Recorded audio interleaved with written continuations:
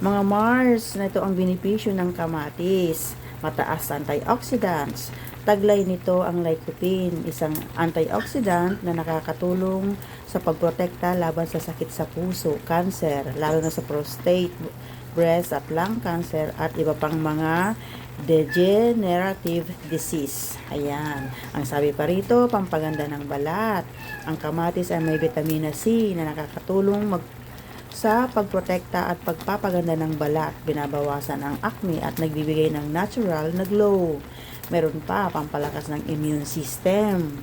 Ang vitamina C at A sa kamatis ay tumutulong sa pagpapalakas ng resistensya laban sa impeksyon.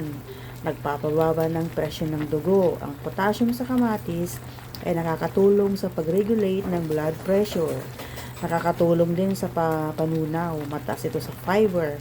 Kaya nakakatulong sa digestion at sa pag-iwas sa constipation. Mabuti para sa mata. Ayan, pampalakas ng puso, anti-inflammatory.